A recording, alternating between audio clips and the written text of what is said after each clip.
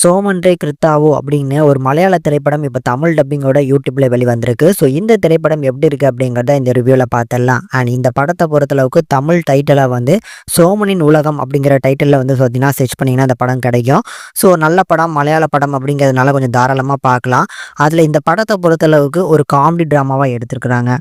படத்துல வரக்கூடிய நம்ம ஹீரோ பேரு தான் வந்து சோமன். ஸோ இவர் வந்து ஒரு அக்ரிகல்ச்சர் ஆஃபீஸரா இருக்கிறாரு. இவர பொறுத்தளவுக்கு இந்த இயற்கையோட ஒன்றுருவி வாழக்கூடிய ஒரு வாழ்க்கைய தான் வாழ்றாப்ல. ஸோ ஒரு இயற்கை ஆர்வலர் அப்படின்னு கூட சொல்லலாம். இவரோட வீட்ல பல்லு வளர்க்கறதுலேருந்து சாப்பிடுற பொருள் வரைக்கும் எல்லாமே வந்து பார்த்தீங்கன்னா, ஸோ இயற்கையோட ஒன்றுருவி வாழக்கூடிய ஒரு வாழ்க்கைய தான் வாழ்ந்துட்டு இருக்காப்ல. ஸோ இந்த மாரி வாழ்ந்துட்டு இருக்கிறதுனாலே ஊர்ல மத்தவங்க எல்லாருமே வந்து வாழத் தெரியாதவன் அப்படி இப்படின்னு சொல்லி ஊருக்குள்ள பல பேரும் வந்து பார்த்தீங்கன்னா, பலவிதமா பேசிக்கக்கூடிய ஒரு ஆளு. ஸோ இப்படிப்பட்டவருக்கு ஷாலினி அப்படிங்கிறவங்க வந்து மனைவியா வராங்க. இதுக்கப்புறம் இவங்களோட வாழ்க்கை எப்படிலாம் இருக்கு அப்படிங்கிறது தான் அந்த படத்தோட கதையே. இந்த படத்துல அந்த செகண்ட் ஹாஃப்ல வந்து ஒரு சில விஷயங்கள் இருக்கு பாருங்க. அதுதான் அந்த படத்தோட ஒரு மெயின் கன்டென்ட்டே. ஸோ அத இங்க சொன்னா கொஞ்சம் ஸ்பாய்லரா இருக்கும். ஸோ அத சொல்லாம ஒரு மேலோட்டமா சொல்லியிருக்கேன். கண்டிப்பா ட்ரை பண்ணி பாருங்க, நல்லாருக்கும். பர்ட்டிகுலரா படத்தோட செகண்ட் ஹாஃப் வந்து பார்த்தீங்கன்னா, எனக்கு ரொம்ப புடிச்சிருந்தது. ஸோ அதுலயுமே இந்த 9 வருஷம் கேப் அப்படின்னு சொல்லி ஒரு சில கேப்புக்கு அப்புறம் வரும். ஸோ நம்ம ஹீரோ வந்து இந்த மாரி இயற்கையோட ஒன்றுருவி வாழ்றதுனால, ஸோ அவர் இளமையா பார்க்கறதுக்கு இருக்கிற மாரியும், பக்கத்து வீட்டுக்காரர் வந்து பார்த்தீங்கன்னா, ஒரு டிஃபரன்ஸ் குடுத்துருப்பாங்க. ஸோ அந்த மாரி நெறைய விஷயங்கள் பார்க்கறதுக்கு என்டர்டெயினா இருந்துச்சு. அதுக்காக ஃபர்ஸ்ட் ஹாஃப்ல ஒண்ணுமே இல்ல அப்படின்னும் சொல்ல முடியாது. ஃபர்ஸ்ட் ஹாஃப்லயுமே ஒரு சில இன்ட்ரஸ்டிங்கான விஷயங்கள் இருந்துச்சு. அதுல 10லேருந்து 15 நிமிஷம் ஸோ அவரோட டெய்லி லைஃப் எப்படி இருக்கு? அவர் என்னென்ன இதெல்லாம் வந்து பார்த்தீங்கன்னா யூஸ் பண்றாரு? எப்படி வாழ்ந்துட்டு இருக்காரு? அப்படிங்கிற மாரி காமிச்சிருப்பாங்க.